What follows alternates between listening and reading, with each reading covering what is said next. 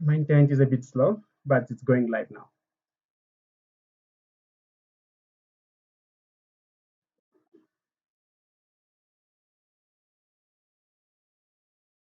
All right. I think we are live. Good afternoon, everybody. My name is Wilfred Kongolo. I'm the DSC lead at the Namibia University of Science and Technology. And I'm joined today by my colleagues from India, Ayush Suman from BITS Pilani, and Ayusha Singh from IIIT India. Today we have Prof. Anicia Peters, who's going to talk to us about defining the African tech maker's identity. Prof, welcome.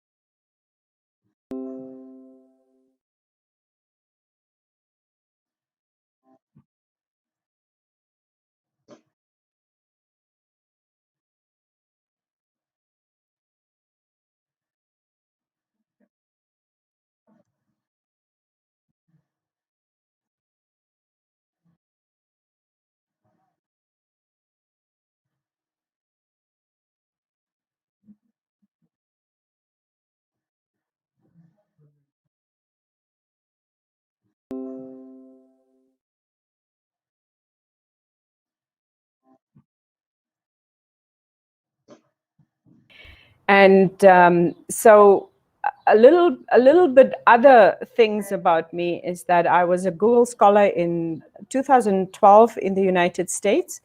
And Google just announced yesterday that I am a recipient for the Google Award for Inclusion Research. I was also selected last year as a UNESCO Research Chair for Gender and Digital Technologies. I'm one of 10 African women in tech role models. There are several other things, but I'm not going to go into that because it might take too long.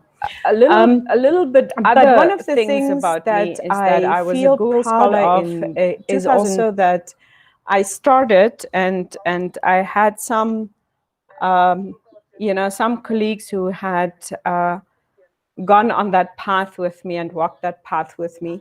I started the High Conference series, that is the African HCI conferences, it started actually in 2010 when I was still living in the United States. And it came to fruition in 2016 after I had returned to Namibia. And we started with the inaugural conference in Nairobi, Kenya in 2016. And we had it's biannual, so we had the second one in Namibia in 2018, and the third one, Mozambique, but we postponed it due to COVID to March 2021. And so that one will come around every 2 years, and the location will always differ. Along with that High, we have also started a number of HCI summer schools and activities that speaks to the community as well. And so I think that the community is seen, the High community is seen as a decolonization community. It wasn't by design like that. It seems to have just happened like that.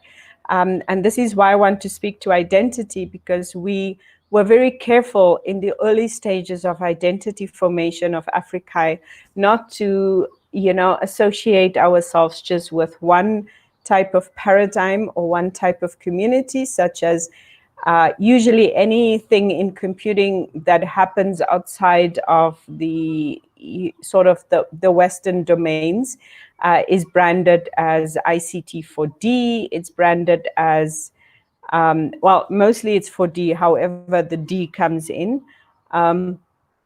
Then there are some problematic issues with it. There are some good issues with it. One of the problematic issues is that we, as those ones from within the so-called developing communities, who are in fact researchers and practitioners, but especially researchers, are not considered as as people who can do development work. It's always assumed that it must be somebody from outside and we must be the recipients. So there's some very difficult conversations that had taken place over the years.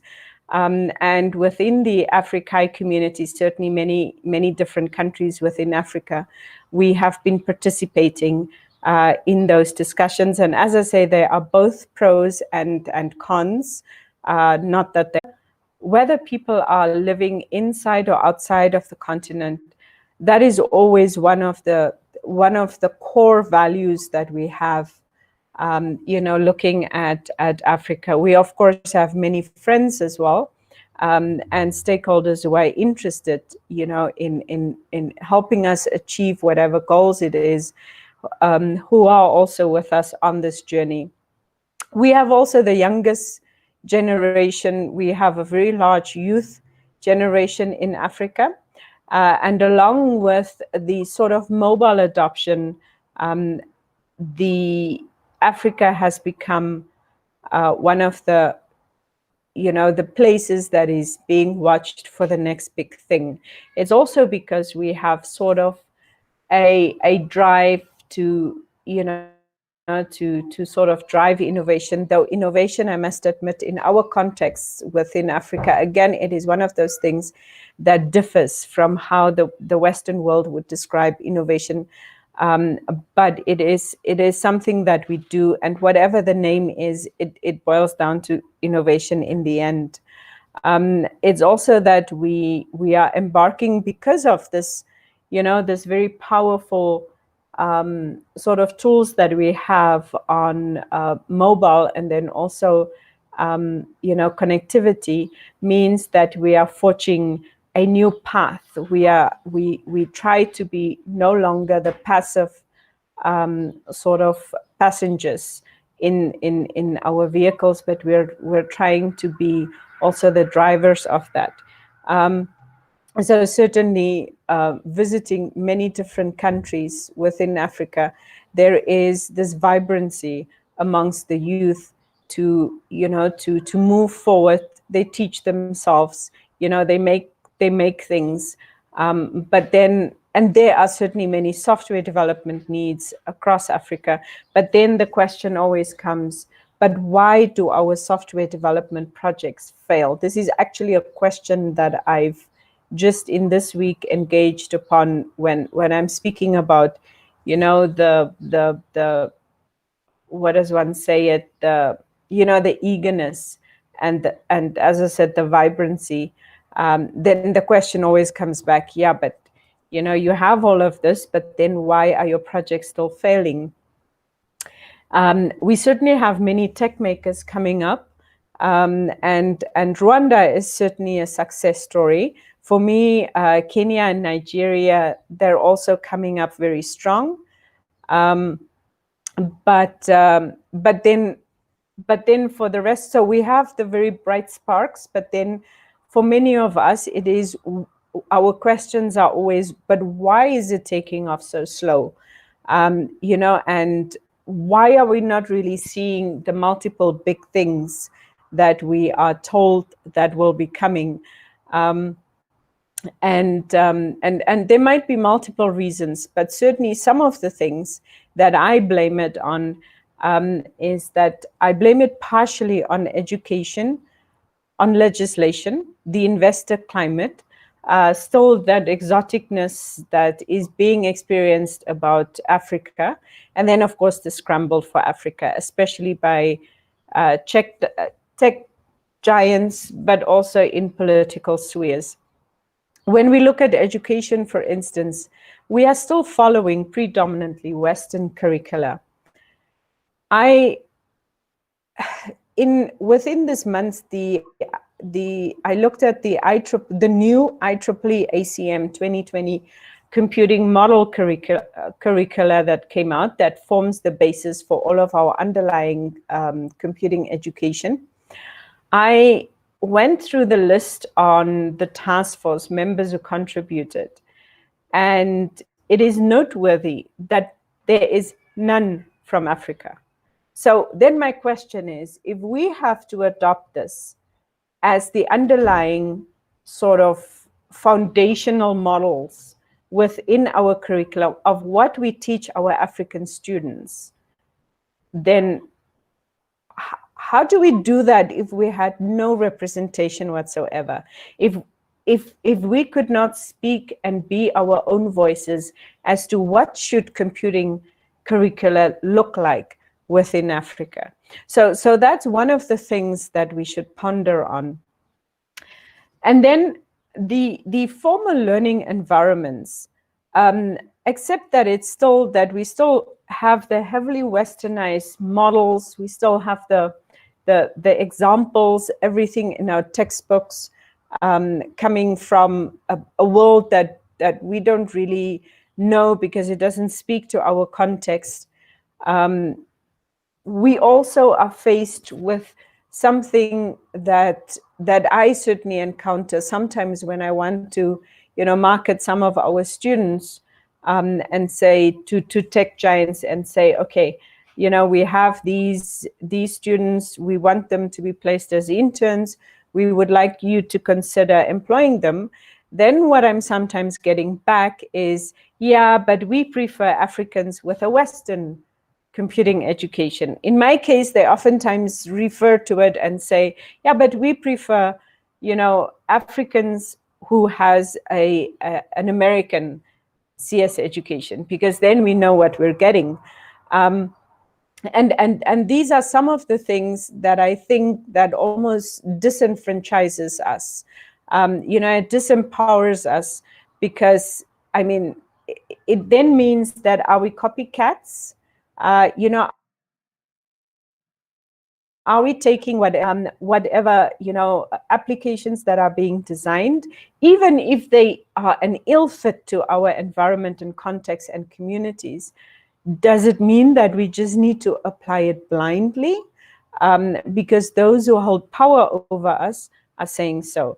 And I, for one, am differing on that. And I say that we need to start taking control over that narrative. We cannot let that narrative be dictated to us all the time.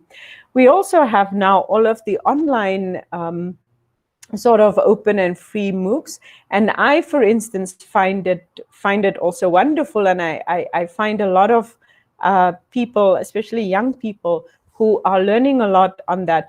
But I also think that we should create our own and release our own modules, onto free and open. But then we also need to change our mindset within ourselves, that I've encountered where it said, yes, but for the university, our curriculum is our secret, and nobody else should know about it. But that goes against the grain of what we're trying to do of education. So we should come up with our own curriculum for our own context, etc.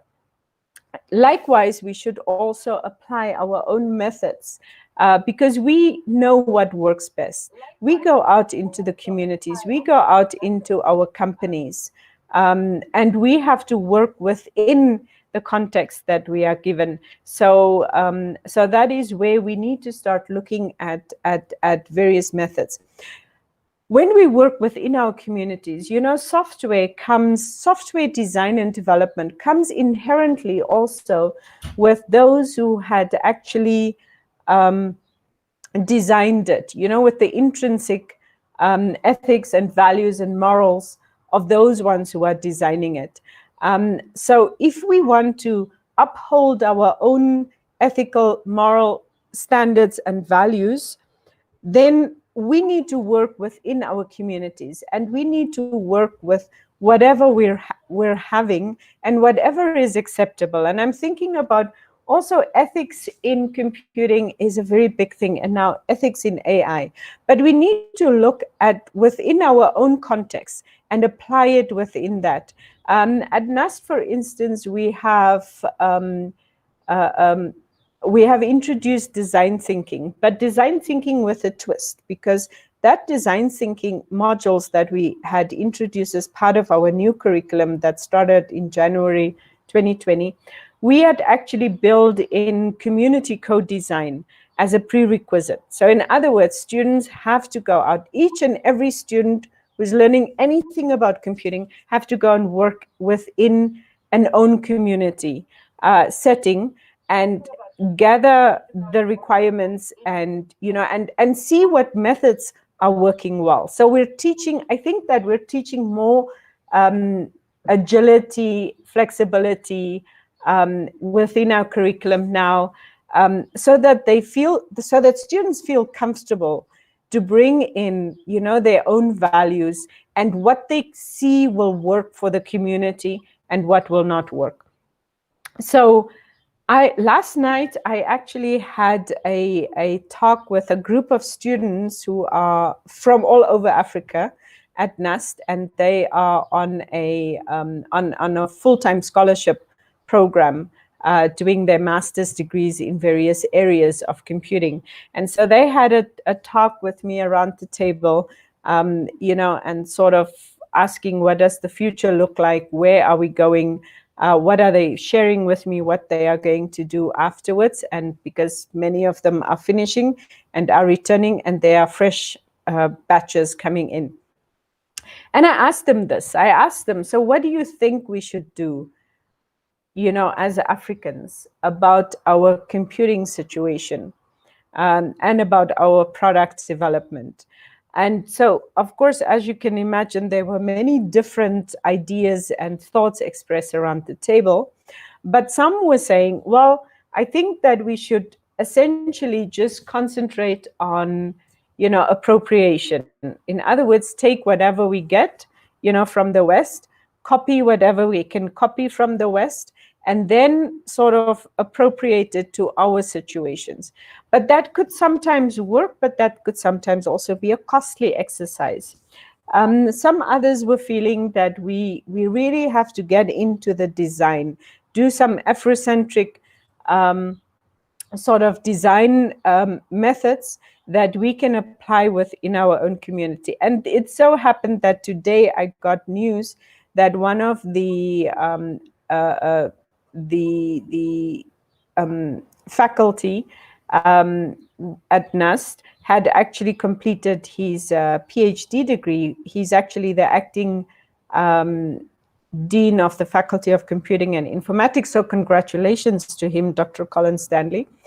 But one of the things that he did was that he actually looked at Afrocentric software design and development. And he shared a little bit with me some of the comments that were coming forth. And some of those comments were that there is very little in this space. And so this work is actually contributing, because he did a very hands-on approach. So this work is actually contributing, to the body of knowledge, because there is this gap of when we want to teach. As I said, I'm saying that we should teach, in our own context. But then the next question is, okay, so where do I find that? Where do I find those methods? Where do I find this what? And I know that we within SIGCHI, ACM SIGCHI, we've even tried to come up with a repository of all of the methods that we are using, but the methods would then be in all of the papers that we had been writing across the continent. And this is where we would find it. But otherwise, you don't have like a handbook that would say, okay, this is now what will work in Africa and what won't work in Africa. And then even how to work within our African communities is another question that always comes up. Now, one of the things that that comes to mind as well is I feel that one of our big problems is that, and it's not only in Namibia, it's throughout many countries in Africa, legislation is very slow to change. Legislation as far as the cyber realm. Now here well, Namibia is kind of like coming a little bit out of COVID, although others are going back. But during this COVID time now, we switched everything to virtual. We saw how fast people could adapt to things. We noticed, how innovative some of the solutions are that were adopted. We saw how fast both the students and the lecturers and teachers in schools could actually adapt to the situation, and mind you, the businesses as well. But then your question is, but then why is legislation so slow to update and to change? Because I believe legislation doesn't keep up with the time. It kind of like breeds this dependency of us on, on others, on software from elsewhere. Why is it that when we design and we develop our own software, that it's not as accepted as coming from another country? And I'm speaking from the experience of somebody who has been leading development projects within software development projects, big ones, within Namibia, and then also, of course, working on those outside of Namibia. But then the question is always, why is it that we don't trust in our own products? And I think that question gets pondered a lot.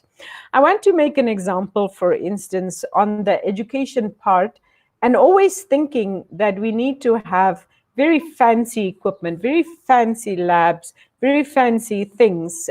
Right now, we are dealing with a very big locust outbreak in the northeast of our country. And my university is on the forefront of actually assisting in this effort. But they have moved; those locals have moved through Pakistan, India. They've moved through Saudi Arabia, Kenya, etc. And everywhere, actually, they were national disasters declared. And I was speaking to, to the to, for instance, the one of the embassies here, the Indian High Commission, and I was saying, well, we need help. India has been dealing with this problem as well. Can you share with us some of your best practices as to what we can do? And many of the examples that came were very low key, because I mean, I'm thinking drones and sensors, and we need to go put up all of these fancy equipment, and where will we get them? And we have to source for them now, and so on, and we have to fly them in from wherever. And they explained to me, no, there are very simple things that we can use from the materials within our environment. So this speaks to the fact that I'm saying that many times within Africa, we think that whatever we have in our mind and whatever we can sort of use to to develop products from, that it's not good enough. But then I look at a country such as India, and I actually admire oftentimes, how innovative it could be without, really thinking about. It feels like here we sometimes think of the constraints first before we think of the opportunities. So nonetheless, so even in our cases, in Namibia's case, there are some examples, and there's one particular example of a high school student who has developed several different type of telecommunications products, and in one way he even sort of is like a power generator, but all of it built from materials within his environment, very recyclable materials, the materials that are being discarded, etc. And it worked. Everything worked, and in a sense we failed him. We didn't even admit him to the universities because we felt that this was not that we felt like that, but sometimes it felt like it's almost like we were, not believing that we could do that. We want to see the fancy designs, and sometimes I was actually told that I cannot exhibit, in our very big shows or exhibitions. I couldn't exhibit what we were building, as very plain and simple things, just because it doesn't look so fancy. So then we have, of course, also this investor type of thing. So if we're looking, so constantly, it seems as if, it feels constantly as if we always have to request funding from outside. And I have the philosophy that funding should come in on an equal footing. In other words, that we contribute, the partner contributes, and then we sit around the table and we say that, this is how we jointly work out this thing. However, unfortunately, many times it is also expected of the external funder to come on board, maybe with 100% funding, and we are unable to give any funding. I'm talking about, in general about Africa now. And so then the terms and conditions of the engagement is dictated to us. And that's oftentimes where I feel that we are again failing, because I once asked a question in a forum where I was sitting there and I was hearing how much money was being allocated, or requested rather, to be allocated for software development projects, but the developers had to come in from outside. So yes, we were getting the money, but the developers were also coming in from outside. And I then said around the table, but why don't you give me the money that is the university, and we can develop it for you? So oftentimes you're wondering, is it a matter that we're not always out there? I think that it has many angles to it, and no one right or wrong angle. But nonetheless, it is it is something that we need to consider and become a little bit stronger on. And then, of course, amongst investors and funders, you also have this whole scramble for Africa. That they think that they can just throw money at us and we will do whatever whatever it takes. So my question that I finally want to leave you with is, I want you to ponder on, how do you in your country define your identity as a tech maker? How do we go about that? And is it possible for us to define a common African identity for tech makers throughout Africa? And with that, I will say thank you very much for your attention.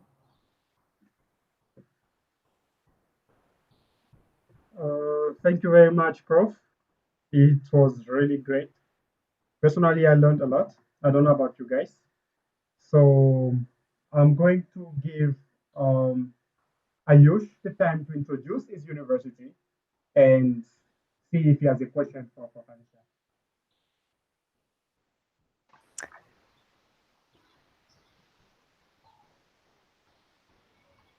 Ayush? Hello everyone. Yeah. Hello everyone. This is Ayush from Hi. BITS Pilani. Yes. Hi.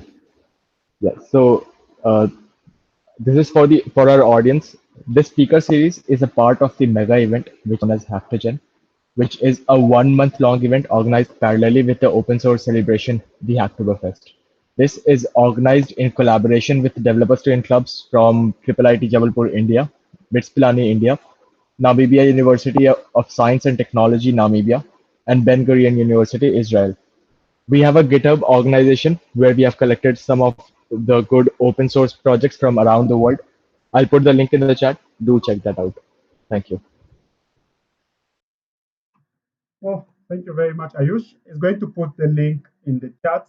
So if you want to contribute to any of our open source projects, please feel free and do contribute.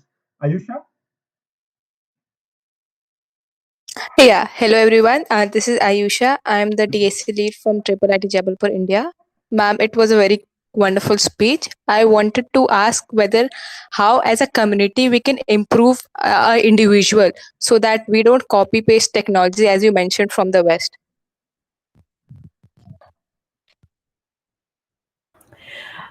I think that this is what I was talking about, is that when we go out into our communities, and we see the needs, that we need to start developing our own, our own software, using our own methods. If you see that whatever, you can use that as a basis, but if you see that methods are not working as well as they should, and it doesn't speak to the problem, then you should, you should change that. And that's what we oftentimes find, what is happening. And we should really start to, when we do research, we should really start to look at, at methods that we are using within our universities, and start looking at that. I gave an example of the Afrocentric technology design or software design, the thesis that just came out. And there is so little on such topics and such developments. Thank you. Thank you for the wonderful reply, ma'am. Ayush, do you have a question? I don't have any questions for now. Thank you.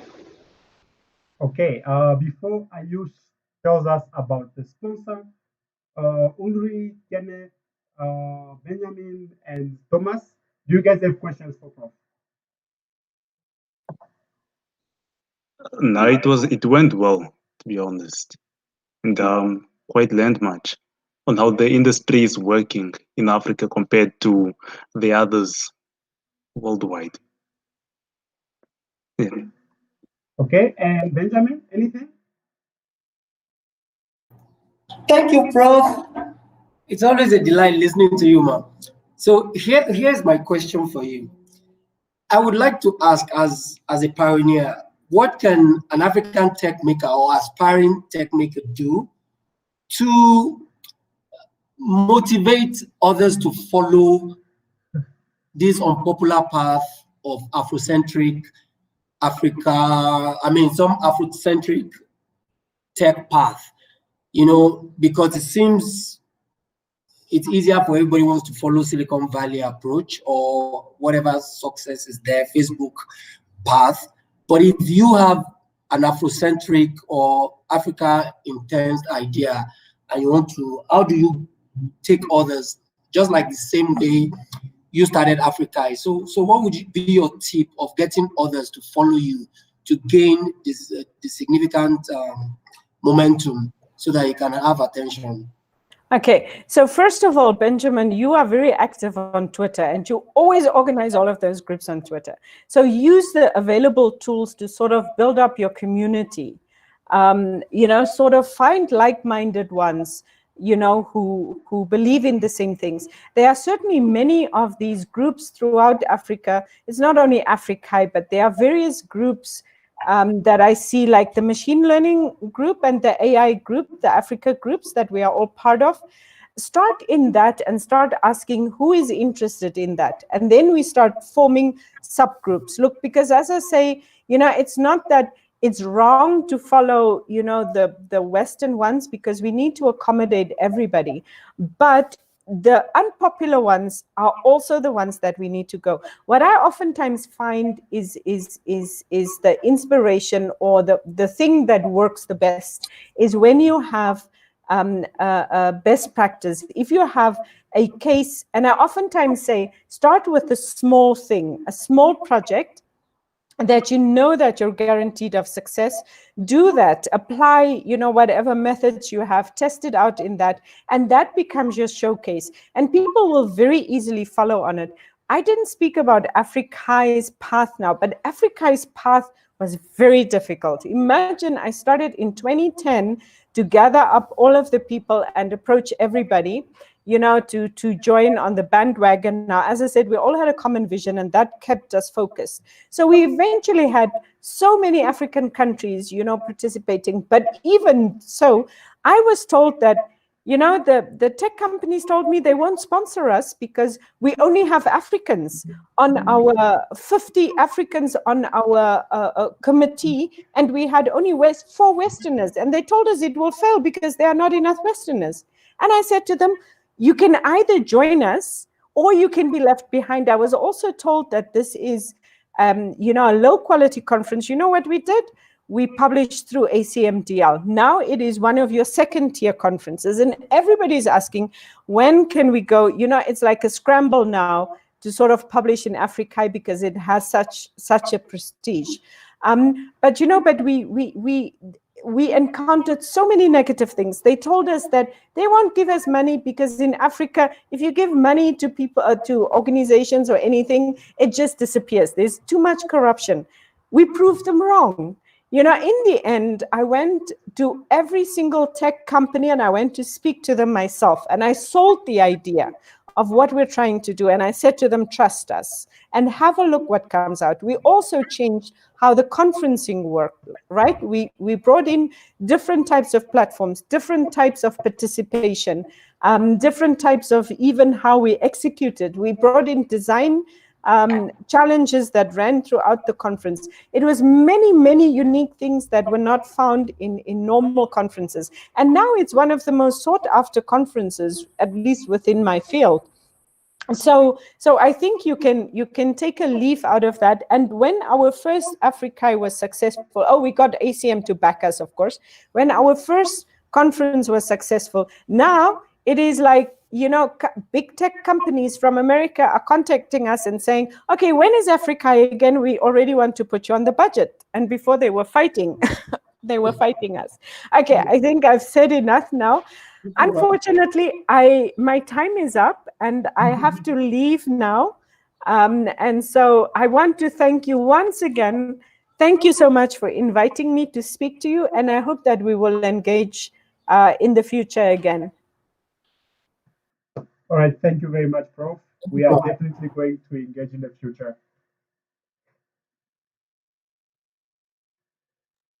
As Prof. Anicia just left, Ayush, can you please tell us a bit about our sponsor?